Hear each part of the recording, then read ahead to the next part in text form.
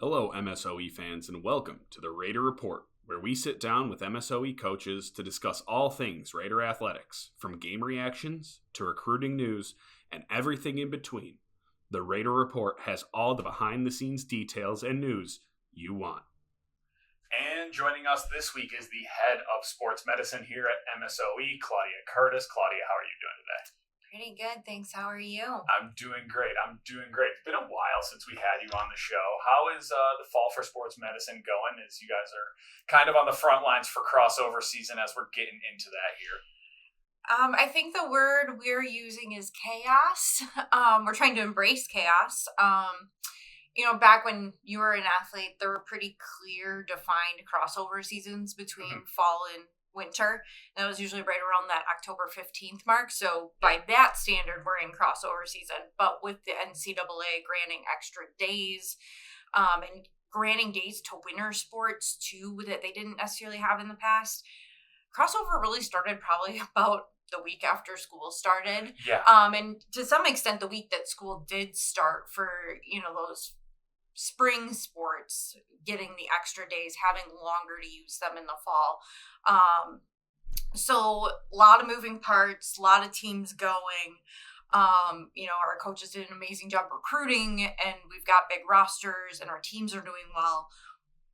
But our injuries are out of control right now. There's really no other way to kind of describe it. And it's happening across sports, across seasons. It's happening in a variety of ways, on campus, off campus, weight room, team activities. It'd be great if we could pinpoint and go, it is this surface for this sport. But it's more than anything, the trend we've found this year is meniscus tears. Oh, I'm an expert on that. Let's get into it. What are we finding? So far there's no trend in terms of, it's always happening on artificial turf, or it's happening in our field house floor or arena. I mean, it is across fall, spring, and winter. It is across indoor sports and outdoor sports. But we've had we could go years without having anybody tear a meniscus. Mm-hmm. We've already had 3 athletes have surgery to either repair or clean up a meniscus, and we probably have more coming. Sheesh. Yeah. Well, I mean, a silver lining to that is, if you're going to tear up something in your knee, that's kind of the one you want to do it to, because like you said, you can repair it, or if you're impatient like I was. And let me tell you, if you're considering getting it removed, think about it. Long term, actually, don't just try to rush back. Consider that. Consider what it means to be bone on bone in your knee when you're 23 years old. So, just a PSA to all those kids going through it right now. I appreciate your PSA, because that's 100% what I was going to say. Anybody seen Greg walk lately? But at the time, to me, it wasn't even a thought. It's take the easy one. I recover quicker. Mm-hmm. I can stand up after surgery, but wish I would have looked at the full scope of work on that one, if you will. Lifelong knee health is a thing, especially as we live longer. Right. But other than the meniscus tears that are running through the training room, how is everything else going then? Nothing else drastic? How's the recovery room? We've had that for a full season. Talk about the impact you've seen with that, because I see people in there every time I'm walking through that hallway, basically. I would agree. I mean, that was the first thing I thought. I'm all hours. So I will frequently get here to lift at 6:15 in the morning, or I'll go and do yoga at 7 a.m. on Mondays. And there's somebody in the recovery room before I start yoga at 7 a.m. I go, we're leaving the lights on, making our electric bill high. And I walk in, I'm no, there's somebody in there. Yeah. So, it's happening after games, after 9 p.m., early in the morning, certainly on the weekends, lots of times that we were not open for students to have access to those resources. So the fact that they have access 24 hours a day, I think, they really are using that to their advantage and using that to really try and help their recovery. It definitely, we have seen an impact in terms of having more space in sports medicine. Yesterday was actually the first time I went there are no tables. Where do I put this patient? Whereas last year that was probably almost a daily occurrence. Sure. In September even, so Mhm. it was starting to become such a problem in September and October. And the fact that it took till October 23rd at our peak time of the day for that to happen, certainly having that space has helped us be able to more effectively treat, because I looked at visit numbers, and last year's visit numbers for September included all the people just coming in for recovery services. Okay. I think we were only off by 150 visits, and when you spread that over 25 days or so, Right. you're going, okay, so You're feeling that. yeah, the impact has been really great in being able to help us service more student athletes in the same amount of time, while also giving them a space that I think they really enjoy. All right, let's Raider rapid fire you up here before we get into the real nitty gritty stuff that seems like it's a little bit more on task here. I apologize if these are getting really random because, like I said, I can't really keep track of who's been asked what, so we'll just get right into it. Cantaloupe or honeydew? Ew. Ooh, okay. Are we anti-melon? I don't like melon. I feel like I'm mostly eating a squishy thing of water. That's a take. I occasionally can get... Here's what I'll say. If I leave the United States, I'll go cantaloupe. Okay. Because if I've been to, like Turks and Caicos or, another Caribbean country where the fruit is really fresh and really flavorful, mm-hmm. I can get a good honeydew, or a good cantaloupe, but I'm not really a honeydew or a cantaloupe person. Okay, so would you say you're anti-fruit salad then? Is that not quite your cup of tea? Yes, I would agree with that, because I'm not a huge grapes in a fruit salad kind of person either. Okay. So, yeah, I'm more of a berries, apples, bananas. Sure. Okay, crazy. All right, lettuce, romaine or iceberg? Can I pick option C, being spinach? Sure, yeah. No one's ever presented me an alternative. I'll take that. All right, tomato or tomato? Tomato. Caramel or caramel? Caramel. And then if you were on a desert island and you could only have one book, movie, or album, what would that one be? If I pick one of my favorite movies, that transitions also right into the nitty gritty of why I'm here. So I'll go movie. Okay. And I'll pick For Love of the Game. It's a Kevin Costner movie, baseball. I know he's done a few baseball movies. He must wear the character well of people believe he looks like a baseball player. But it's from the late 90s. It's him and Kelly Preston. And it takes him through one of the last games in his career. I don't want a spoiler alert too much about it, because I know it's not like a big ticket movie that a lot of people went to see in the theaters or anything like that. But it takes him through late in his career, a game start to finish, and they weave in this love story with Kelly Preston and how they meet and the ups and downs of both his career and his relationship with her. But one of the biggest things that it shows, so he's playing for the Detroit Tigers. It's right at the end of the season. Yankees are at home. He's in Yankee Stadium playing them. There's playoff implications not for the Tigers, but the outcome of the game affects other people. So it's not a throwaway game. And they show how Yankee Stadium is just this mecca that has a huge home field advantage.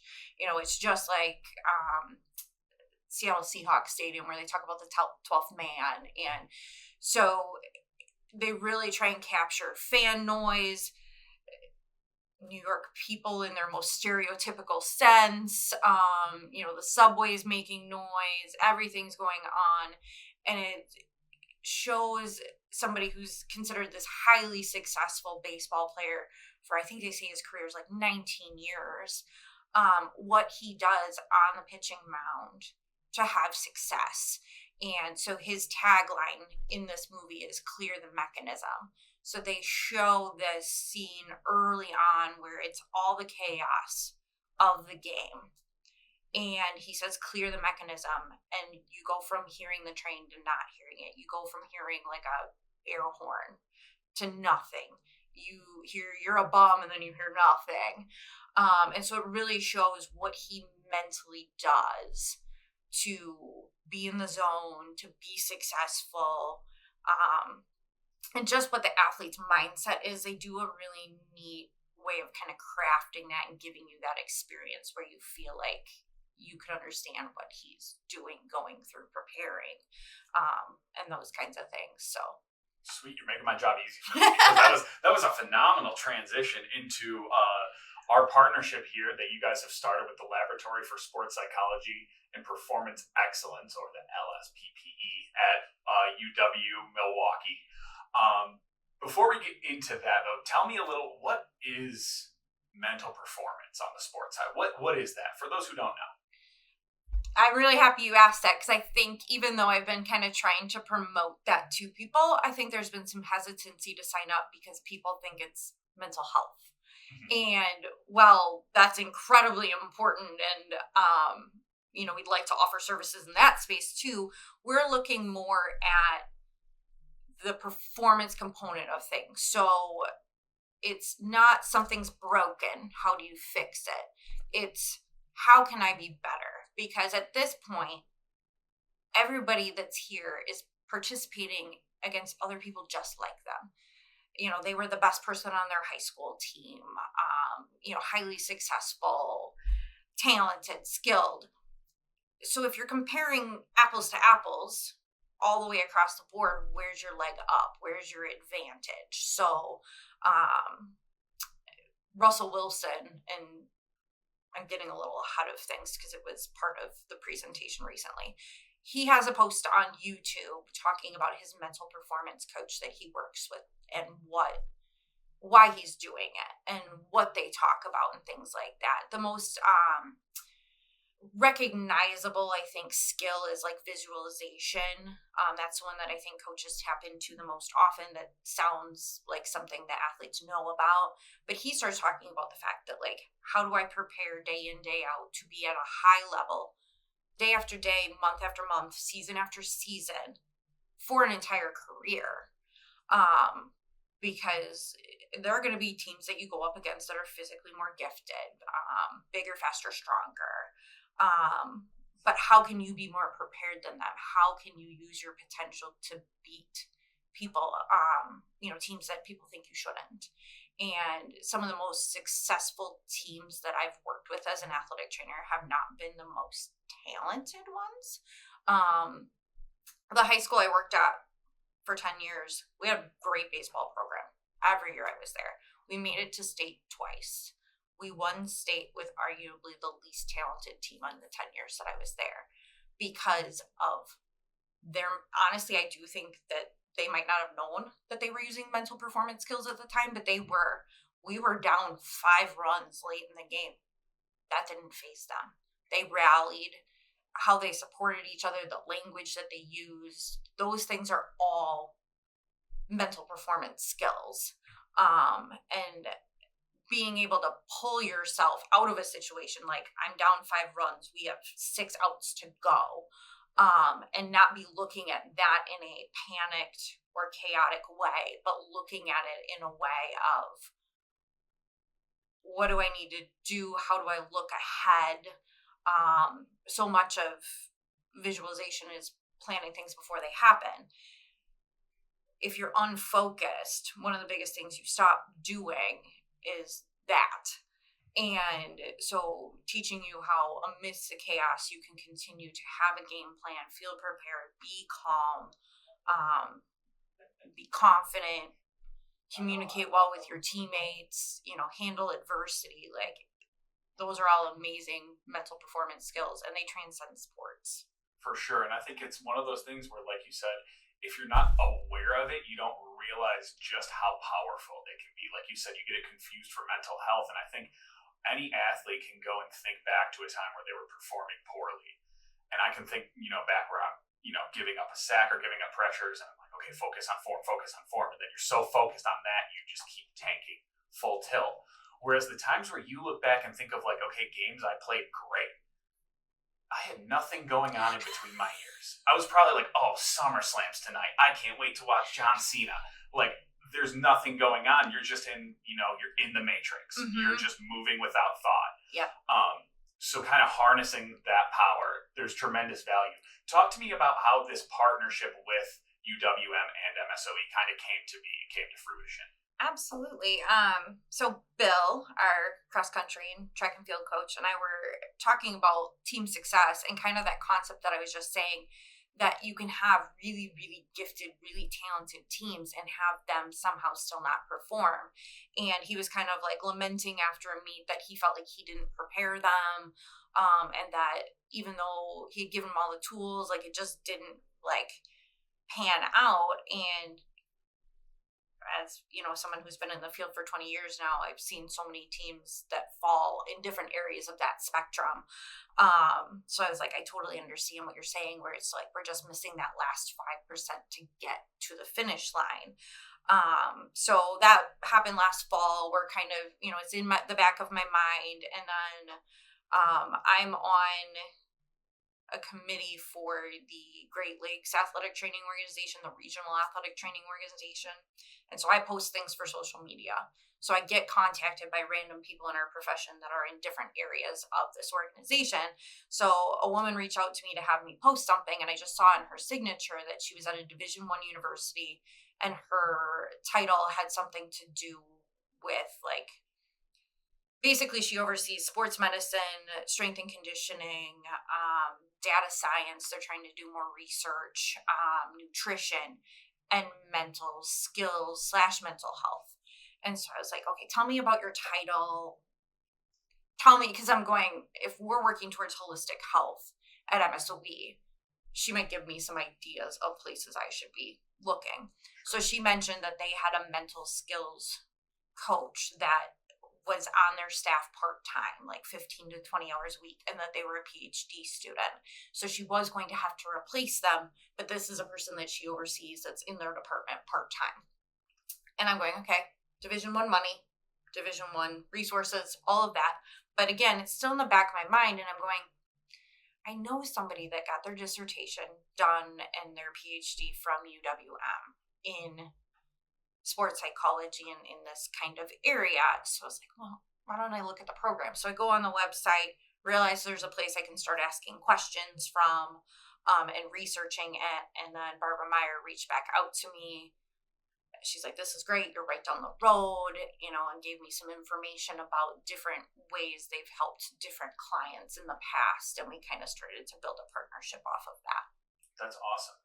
And just to clarify, the opportunity, these workshops, these are exclusive to MSOE athletes, correct? Correct. We realized that none of our MSOE athletes, or very few of our MSOE athletes, are going to use this as their way to make money in the future. And we know that they're going to be highly successful in other areas of life. So we're really trying to gear these sessions and the offerings to, yes, help them in their time here as athletes, but also help them in their time here as students, and then also use these skills and realize that they transcend athletics. They are very helpful in job interviews, presentations, honestly, just hard moments in life. Yeah. Adversity comes in all ways, shapes, and faces, and being able to give them those tools, they and we as an athletic department will reap the benefits in the short term here. These are lifelong skills that they can learn about. So we're kind of trying to show the more universal value to them. UWM has said that they have clients well beyond the athletic realm. Certainly they help their own university athletes out. They have individual professional athletes that work with them and that they speak with. But they do a lot of stuff with service professions, being like firefighters, EMTs, police officers, people that are in high stress situations. They also said that they have a company whose name I won't share because it's not mine to tell, but it's a local business that I know partners with MSOE, and some of their business professionals have used their services, or the company has used their services to build up probably confidence or some of those other mental performance skills in their setting. For sure. And I think, like you said, the real value there is that it transcends sports, the value in these. I think in my brief time at that first session, which I'm sure we'll get into more, they talked about how, imagine you're getting prepared for a job interview, you expect one-on-one, you walk in, and it's the whole panel sitting there in front of you, all eyes on you. How can you respond to that? And I don't know if anyone knows how real that actually is, but if you're not prepared and you walk into a panel interview, that you can crumble just like that. It's a house of cards, because you talk about imposter syndrome. That's that coming to life. Like, oh my God, everything I know, all these people. So it's great that we're getting the students ready for, stuff beyond athletics. Let's break down that first session a little bit. Explain to me what the focus of that first session was and how you think the athletes responded to that. Yeah. So like anything else, the first session was kind of a little dry in that you have to give an overview. You have to, before you can start doing all the fun stuff, you have to really explain what mental performance is, what their approach is going to be to that, and kind of create goals and intention behind it. So they really kind of explained, that you're always achieving this high performance goal, and you're not always going to be at the top end of that. Like so many other things, it's not either a yes or a no. A lot of things are on a continuum. So explaining what that continuum looks like, what components make up the continuum of heading to high performance, and what tools kind of go in that toolbox to trend in that direction. So, it gives a little overview about what the next sessions are going to be based off of, and just kind of give that foundation of, what we are, who we are, what we're doing, where we're trying to go, and why it matters. And also, like, as a student athlete, when you come to one of these, what should your expectations be of it? Just like when you come to sports medicine, it's not a magic pill. If you're struggling with your confidence, they're not just going to give you a confidence pill and then 5 minutes later you're like, oh, great, fixed. It's a process, just like a rehab plan. You're training your mind, and really to think about training your mind like you train your body. You don't go, hey, I'm going to eat healthy and my body's going to feel great, and you have one meal and you're cured. Like, all of those things they're a change in your mindset, your lifestyle, and a continuous effort. They're also meant to be super interactive. The first one is obviously going to be the least interactive because it has to give like that foundation and those ground rules. But the end of the session did have an exercise that basically did exactly what I just described that movie does. And I participated in it, and it was also interesting to see like what people were distracted by. Is it the crowd noise? Is it some people I heard other people like marking off things really fast. Sharpies, yes. Yes. And so they were worried about, in that competitive nature of how someone was doing next to them versus how they were doing. And I'm sure that happens in exams here all the time where you're like struggling and you're going, I didn't study this.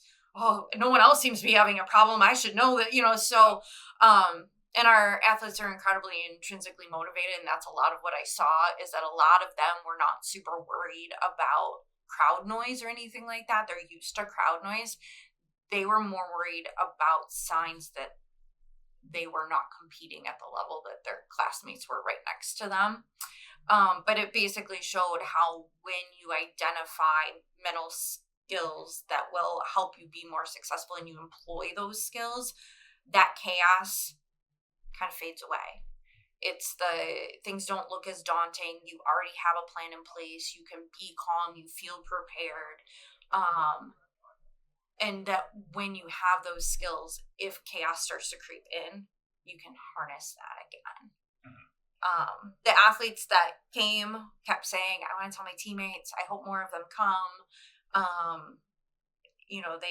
They definitely connected with the exercise. I think Anthony chose a great exercise that really made them think about what mental skills can do for you. There was great application of that. So I think by the end of the session, people were like excited to hear more, ready to come back. Yeah, that was one of my takeaways. Was you pointed it out, the different things that distract different people. Like, oh, I was cruising, I was doing well, and then I got tripped up the first time, and then I couldn't recover after that. Or, oh, I tripped up a couple times, but I recovered, and then I hit, a second wall. Oh, I heard everyone's Sharpies going crazy, and I was tapped out right away. And just like the levels of stuff that they're responding to, and yet none of that actually has any direct relation to what they were doing. I mean, them stumbling, yeah, but like the Sharpies, right? Cared. There was also no actual competition to it. Right. He never announced like, "Hey, if you finish first, I'll sign your paper. We'll take a picture or something. Here's candy or just, a gift card. Just do it." Yes. But that's just how intrinsically competitive all these kids are. Yes. So if I can ask then, and don't need to give away too much necessarily, but what's on the docket for sessions 2 and 3? What can kids expect when they show up to these? So next month is energy management, and I feel like that sounds incredibly vague. People are like, I don't know what that means. But what they kind of explained in one of the sessions is that when you think about the different sports that we offer here, if you're coming in getting ready for an ice hockey game against Adrian, the amount of energy you might need to bring to that looks very different than if you are a golfer headed to conference where you can hear a pin drop as you putt. So again, like everything else, it's a continuum, it's a scale of energy. And, if you tell yourself, I need to be a 1 or a 2 to be focused and calm and not get too hyped up, I'm not having 6 cups of coffee before I get onto the green, then that's how you manage energy. Maybe I have to have snacks at holes 4, 8, and 12. That affects my energy management. All the things that go into what puts you at that number. Whereas maybe even within the hockey team, you'd hear, yep, I need to be at a 10. I need to be jacked up. I need to be ready to go. I want to go hit some guys. I want to go flying around 1,000,000 miles an hour. And then you may have other people that go, my brain always works at 1,000,000 miles an hour. And when I do that, I make mistakes. So maybe I need to tell myself that I'm a 10 all the time, but in this moment, take a breath, be a 6. So that's what next month is really going to look at. But also the comment you just made about some of the students when they were doing that exercise where they were starting to worry about, okay, well, now I didn't find the number I was looking for, and now I can't recover. Well, what happens when you're supposed to be a 10 energy-wise, and you end up at a 6, and you're in the middle of the game? You don't get to go raise your hand and say, hey, I need to go to the bathroom. Can we just stop this for a while, and I'll come back, and I'll be a 10, and we'll be good. What can you do for yourself in that moment to refocus yourself, get yourself to that 10? Or as a teammate, if you see somebody that you know needs to be at the 10 and they're not, can you do something for them to bring them back up? So that's next month, December, and I think Anthony and UWM did a great job planning this one because it's scheduled for the week before finals. We're going to talk about confidence. And one of the biggest things that Anthony mentioned is the fact that like a lot of people think it's an all or nothing thing. You either are confident or you aren't confident. And it's not, it's a continuous process of building confidence, because I'm sure there are plenty of people that are like, I'm confident in my ball handling skills, but not my free throws. Or, I'm confident when we have a lead, but as soon as we lose a lead, I'm not. So there's probably skills that can directly address those individual things in those individual moments. And then it's always a process. And not just a switch that you flip on or off. Mm-hmm. Well, that sounds awesome. I mean, the timing on that third one, that's phenomenal. I'm sure the kids are going to love that, and that's going to come at a crucial time for them heading into finals. For you, do you think the coaches could take away stuff from this? Like if a coach went to one of these, workshops, do you think it would have an effect on them and affect how they act on a game day? Absolutely. And we had coaches that were going, Claudia, am I allowed to come? Am I allowed to come? And what Anthony and Barbara had mentioned is that, just like when you go to the doctor's office and your parents are in the room, are you going to answer those questions the same way as if you have freedom? So they said, as we continue to build this partnership, we want to involve coaches, whether it's with the team, whether it's separate from the team, and we're just talking up the coaches and helping them.